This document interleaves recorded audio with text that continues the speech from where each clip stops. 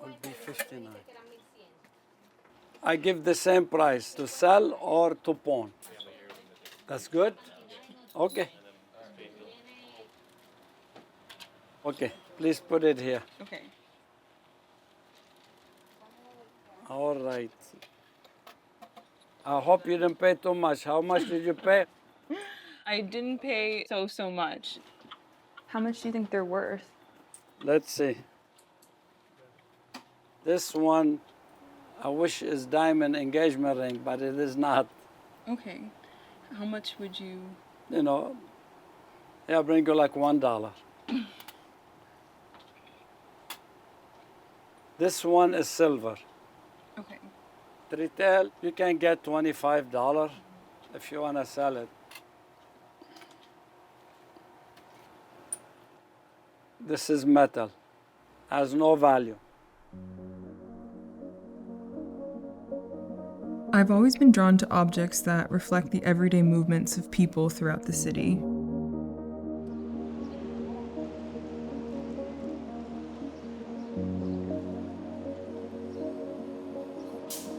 I remember at a young age doing these really extensive commutes to high school from deep Queens, going into central parts of Manhattan.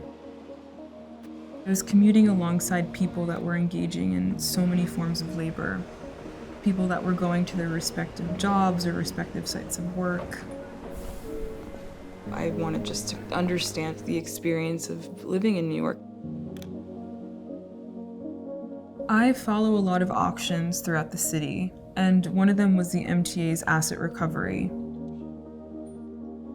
Anything that's lost on the subway that isn't claimed for a year goes into this asset recovery auction. So I purchased 94 rings from the MTA auction site. I remember being taken aback by this image of all these rings that were lost. It almost reminded me of an overhead view of a crowd, particularly this image of the 2003 blackout in New York. It almost felt like these rings themselves had the power to speak about commuters living in New York. I'm interested in how this set of objects reflects a large cast of people. I think the way that I work is that I examine the many unknowns that surround these lost and unclaimed objects, and then I begin considering what measurements or methods can assess their potential value.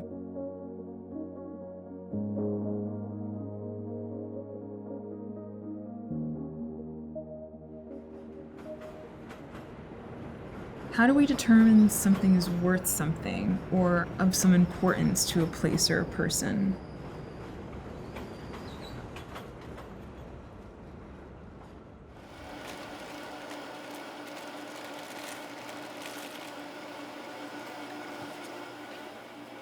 I was curious about taking mitochondrial DNA samples from the rings to potentially get some information about the biological makeup of the previous owner or a lineage, a genetic lineage.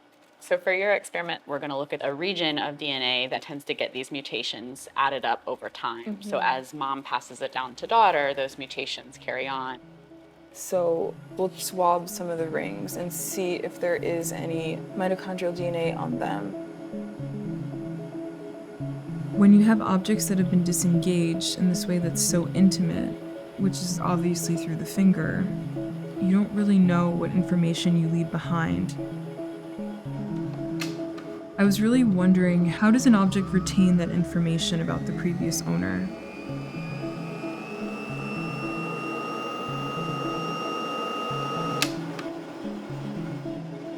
This amount of information, which could potentially just be dirt, is from the ring.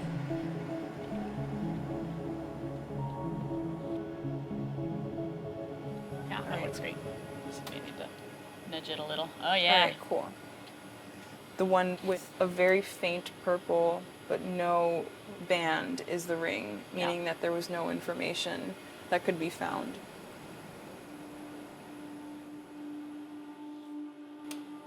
What we had found through this process was that some forms of information are just not available.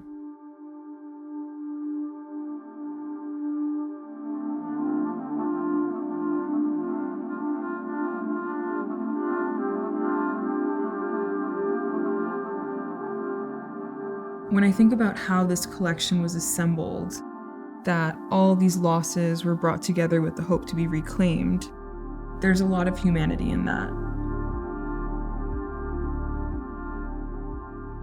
If science doesn't give us the full picture, then looking at value in terms of spirituality or speculation might give us a different view of the life experience of the previous owner.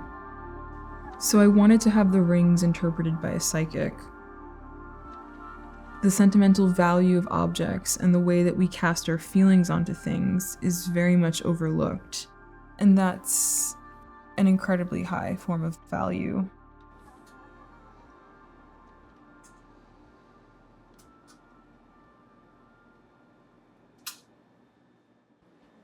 Here's a young woman, a mother, spent a lot of time with her family, with her children. Do you know how many children she Three. may have had? 3. 2 boys, 1 girl.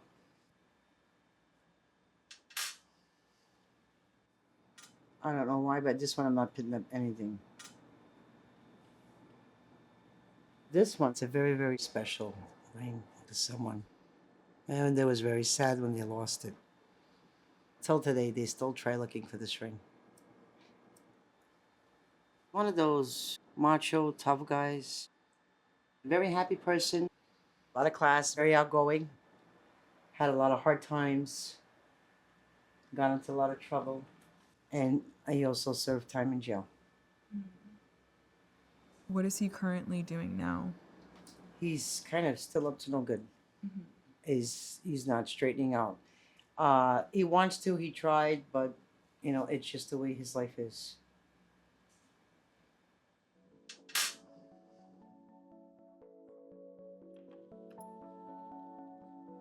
The Ring Project really led me to kind of understand, how to deal with this side of loss, but also regaining.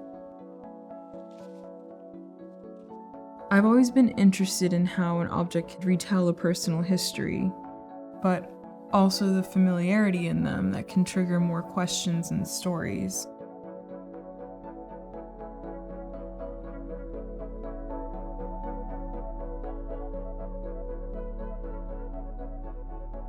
These objects are just a small soundbite of a large, chaotic city.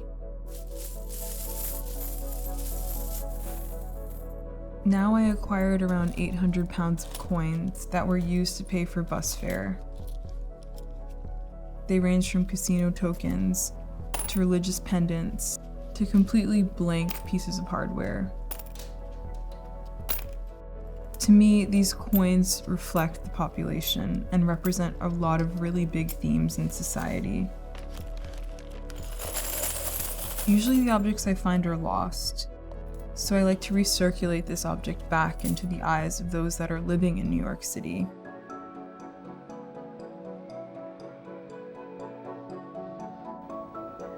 I was dealing so much with these coins, these close-up moments.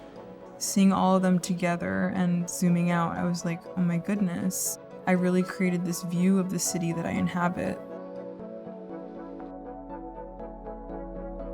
When you look at these objects, you see so many different people, and you see so many different stories. You see so many lives lived.